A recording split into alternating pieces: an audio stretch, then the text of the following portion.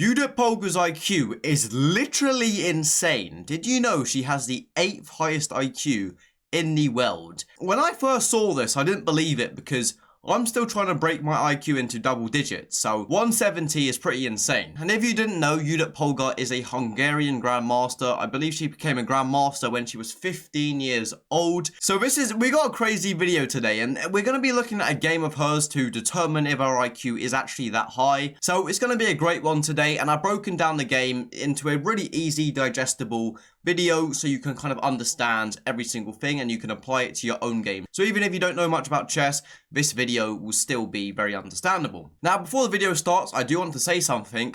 Just because you have a high IQ, I don't think it really makes much of a difference in the grand scheme of how successful you are in life. I just don't believe that you need a high IQ to achieve, really anything. But, it's probably a nice thing, but I do think that the kind of school education system did kind of brainwash us a bit. If you did go to school, then it kind of made out, the movies that you need to be a genius, you need to be good at math, science. I just don't believe that. Maybe you do, but, hot take there. Let's get into the game. So this game was played in Budapest, Hungary in 2003. It was played between Judith Polgar and Ferenc Berkes. I probably pronounced that name wrong. So Judith Polgar opens up with the move e4. We see e6. This is known as the French defense. And now the move d4, just taking the center. It's always a good idea to take the center in chess. The move d5 now, and now knight c3, just applying more pressure to the center. A very popular move here by black is to play bishop b4. Instead, the move knight f6 is played, just, adding more central control, developing those knights before bishops. And now bishop g5. So this knight is actually pinned. So in the occurrence of an exchange, then this knight will never be able to take back because the queen will be hanging. So this is known as a pin. So Judith Polgar's opponent plays the move takes. And I should mention, Judith Polgar's opponent is a grandmaster. I believe quite a strong grandmaster as well. So after takes, we see the move knight e4. Now, this knight is not free, but obviously, like I said, because of this pin. But after the move bishop e7, this knight is somewhat hanging. Now, you could continue with a move maybe like bishop d3 and allow this to be taken. But you've got to be careful because then this bishop is also hanging because this knight can defend this bishop. So you've got to be a bit careful here. So Judith Polgar just goes for the most simple option here and decides to take. She exchanges, and after bishop f6 and knight f3, Judith Polgar has given up the bishop pair. Now, the bishop pair is the side with two bishops. If you've got two bishops in chess, it's known as the bishop pair. And, if you do have the bishop pair here, your strategy is going to revolve around opening up the position. Obviously, knights are better in closed positions because they're more like a shotgun, and then bishops are like a sniper. Think about it like that when you play chess. So after the move knight f3, we see the move castles kingside. We see queen d2. Interesting point here. Remember how white has exchanged the dark squared bishop. So the move queen d2 specifically goes to a dark square to compensate for the loss of the dark squared bishop. The move knight d7 is played, maybe not going to knight c6 because then it would block this c pawn. Notice how if this knight was here, it would be blocking the c pawn. So we see castles queenside, so we got castles of opposite sides. Normally when this happens, the game is going to get very intense.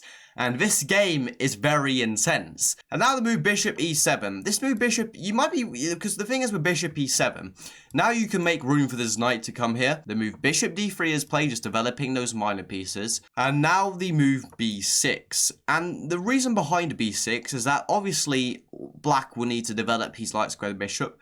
But even if this knight were to move, this pawn encages this bishop. So in order for this bishop to break free, black will normally sort the plan of, b6 and bishop b7. Very common idea. And now Judith Polgar starts the party. She goes Judith Polgar now starts the party. She goes knight e to g5, threatening the move bishop h7.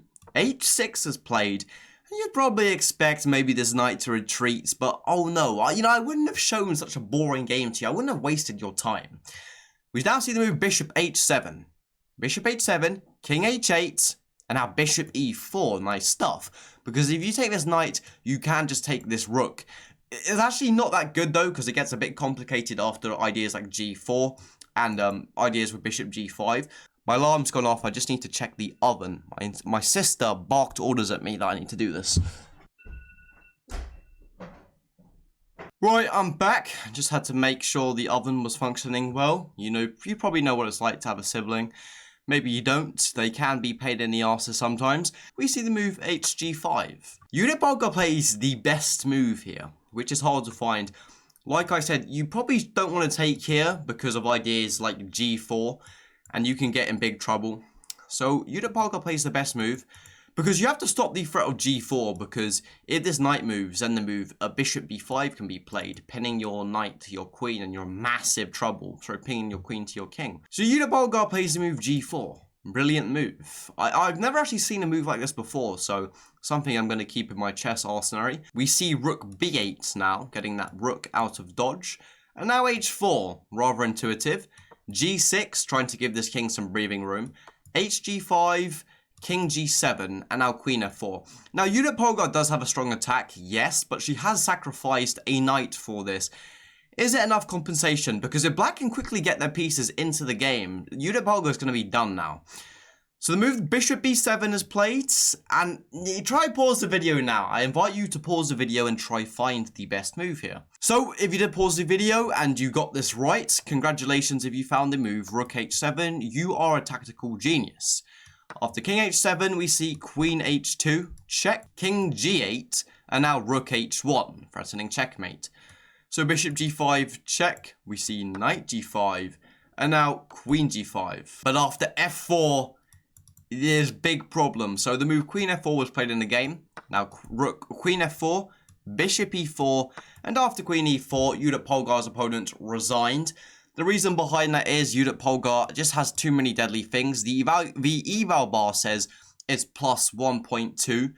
But that's a 24 move win against a very respectable grandmaster, and you probably don't want to be playing against this. It's a rook and a queen, that's a queen and a rook, plus you've got a knight. Judith Polgar's got some nice pawns, and she's threatening some very nasty stuff. Thank you for watching, I greatly appreciate it. If you enjoyed this video, I think you might enjoy this video. I've also got a big 50% sale on my course, on my coaching, on every single thing, so go check that out if you're interested. Let me know what you thought of this video in the comments. Your feedback is much appreciated. Have a nice day.